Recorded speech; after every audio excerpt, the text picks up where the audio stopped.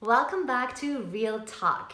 Today I want to talk about the expat identity crisis and why that might actually be a great thing. My name is Camila Quintana. I'm a certified life and relationship coach for women who live and love abroad. And I know that one thing many people struggle with when they move abroad is their perceived loss or change in identity. Have you experienced that too? So you knew exactly who you were and who you were not when you were lived back home, right? There were clues all over the place that sent out a message to yourself and to others about who you were. Because of the family you grew up in, the school and university you went to, the people you hang out with, the neighborhood you lived in, the profession you had, and so forth. So all of these things made up your identity, your self-image. They provided a context, and that gave you a great deal of security. But when you moved abroad, all of a sudden, these things lost meaning because now no one knows the schools and places you went to. You may no longer continue in your line of work, and maybe due to the language barrier and lack of social connections, you have gone from being a social extrovert to a seemingly quiet loner. So having an identity crisis and feeling really misunderstood and insecure even seems like the logical consequence. But what if I told you that this could actually be a reason to celebrate? Now, if you're raising your eyebrows at me, let me explain by telling you a little story about myself. I was quite of a happy, bubbly girl growing up, and I remember as a preteen, I had lots of friends, lots of fun, and I got the nickname Miss Sunshine somewhere. But then at one point at school, I received some negative backlash for being this happy-go-lucky type.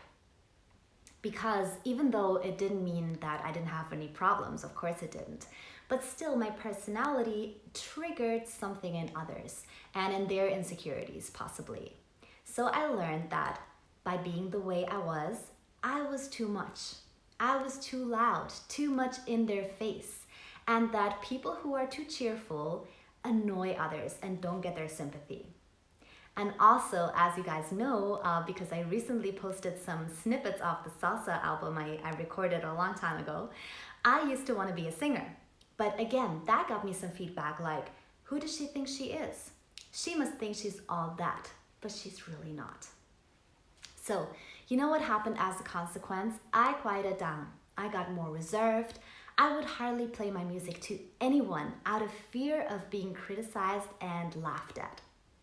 So the other day, I shared a short clip with some of you of me singing into a hairbrush to my own songs and dancing like I didn't care. And if you missed that, that's just too bad. So as I was doing that, I started hearing all of these voices going, people will think you're too much. You're too old and too professional to be goofing around like that. Who do you think you are? And that, my friends, is the key question. Because throughout our childhood and our youth and even our adult life, we keep putting layer over layer on top of our authentic selves.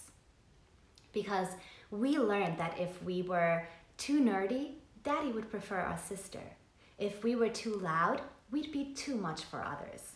If we were too sensitive, our friends would make fun of us. And if we, let's say, pursued our passion and became an artist, our family would be disappointed. So belonging is one of the strongest needs of the human species. And as children, our survival literally depends on it. So we go to great lengths in order to feel like we belong.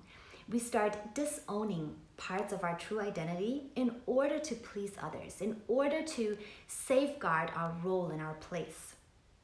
We make important life choices not according to what our heart says, but to what our loved ones and society and culture says, and we don't even notice that. What we call our identity is actually an extension of our ego. It's a self-image that we've created and cling to because we think it will allow us to belong and to receive love, which is what we so desperately want and need. However, I believe there comes a point in everyone's life where keeping up at least certain parts of this self-constructed identity becomes so draining, and you feel like you want to throw in the towel, but now you can't because so many things and people depend on you to be the way you are and to do what you do, supposedly. So also by the time when that voice gets a little louder inside of you and points out what's not working for you, you've probably already distanced yourself so much from that innate wisdom of who you are, why you're here on earth, what your unique gifts are, and what truly brings you joy. And that's why leaving your old identity behind, like many expats do, can actually be a great way to discover what's underneath that image that you have of yourself. Peel back those layers and see who you are at your core. And to help you grasp what this is about, let me give you a few tools. So first, and I've asked you this before, if someone were to take everything away from you, your gender, nationality, race, profession, etc., what would be left of you? And don't think about how broken you'd be if that happened. Just try and identify who you would be if it weren't for all of those things. And that will give you great insight into your essence. And then secondly, I also like to ask, what would you do if no one was watching? Really, think about it, because the answers might surprise you. I, for instance, would be singing into a hairbrush much more often. And my clients have told me things like, I'd finally start that blog or vlog without fearing any negative backlash. Or I'd stop collaborating with this association because I actually don't enjoy it at all. Or I'd finally have the courage to start my own business or to study something completely different that no one believes I have what it takes to. And what about you? And then thirdly, you can reflect back and think about what brought you joy when you were younger.